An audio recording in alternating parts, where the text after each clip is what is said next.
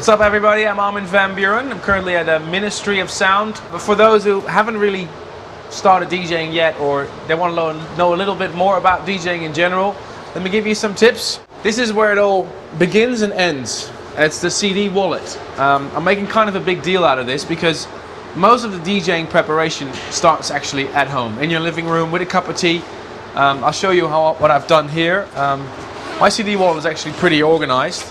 I actually bought myself a printer, and as you can see, a lot of my CDs, I'll hold it up, have great labels. I only burn one track per CD, and I put my keys on every CD so I know what key I'm in when I'm mixing to the next record.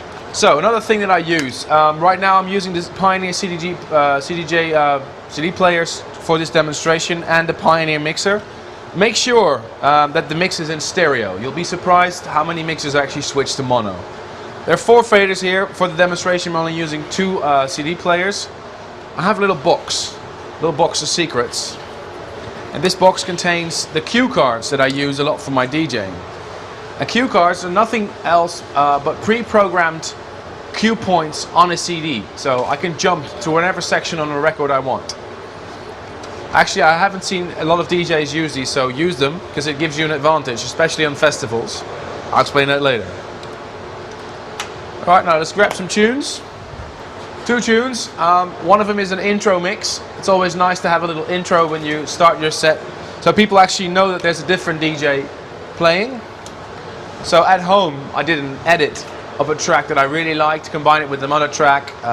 Just made it a little easier for myself. If you start tweaking at the beginning of your set, you might make you a little nervous when you're standing in front of a big crowd. So my advice is, if you want to start with an intro, make it at home, burn it to a CD, then you're more relaxed and you can get more into it.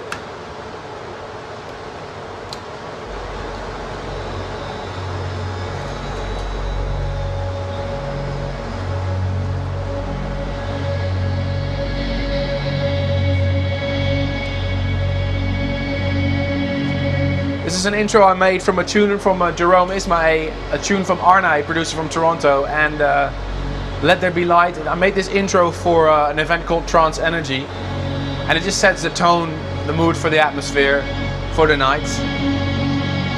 It can make the crowd go crazy, get them excited when they're ready for it.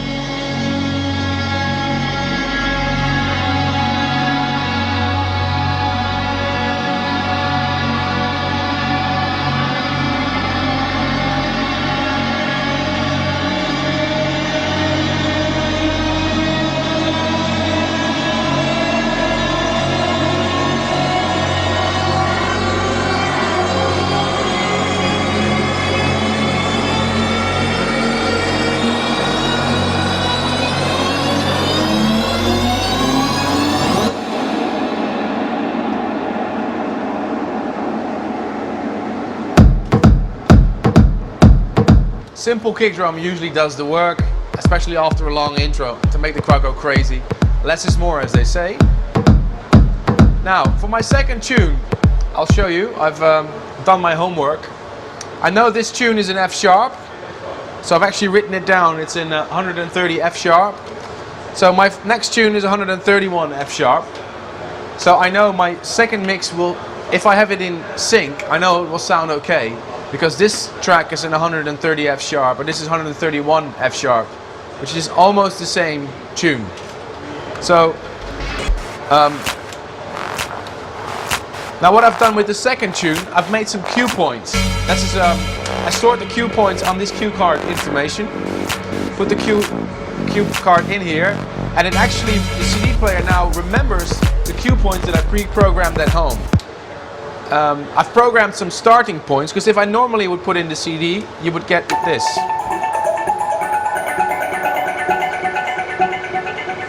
Now I've programmed the cue points, and with the call button, I can recall the cue points that I programmed at home, which is the first kick drum of the track.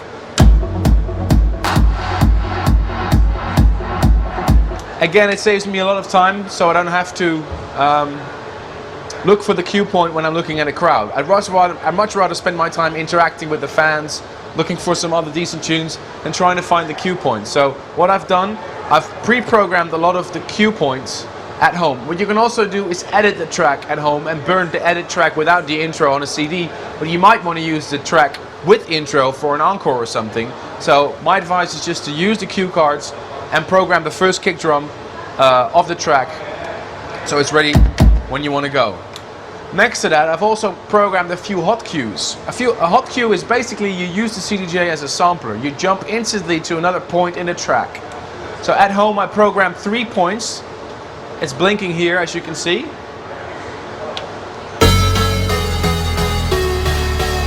That's cue point A. It's the starting point of the main theme of the track. Cue point B. It's the lead with the drums and everything. And cue point C is a quiet section in the record, which I can play with.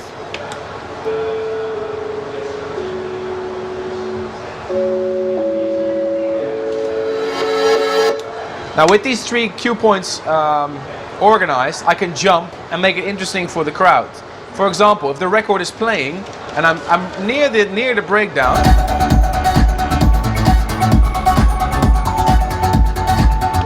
I can decide to jump to a quiet section and then cut it.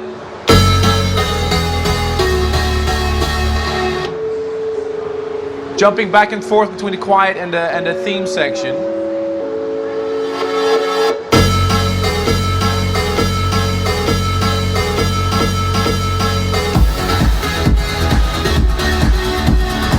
Just by using these 3 hot cue points that I already programmed at home. So it's very easy, and the crowd, you can play with the crowd and actually let them feel that what you're doing is kind of live. Okay, so we were playing this tune. I already know the key of this tune, so all I need to do is I need to put this track in sync. Now the CD players actually help you because it says it's 130 BPM. So I put this at 130 BPM as well, and then I start triggering the record.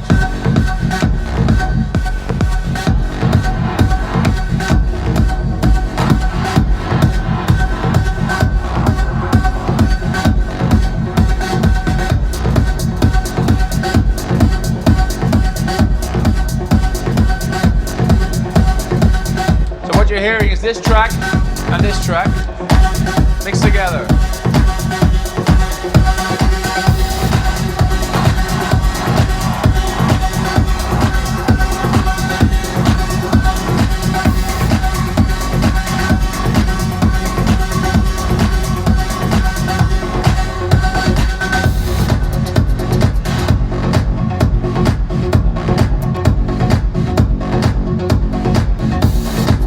As you can hear, the bass line is in the same key, so the mix doesn't sound awful in a way because it's in the same key.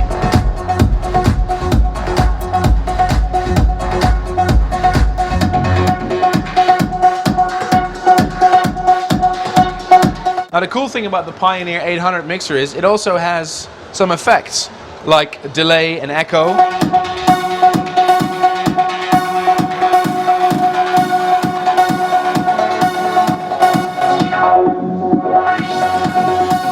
Makes you look really cool with your friends if you use those.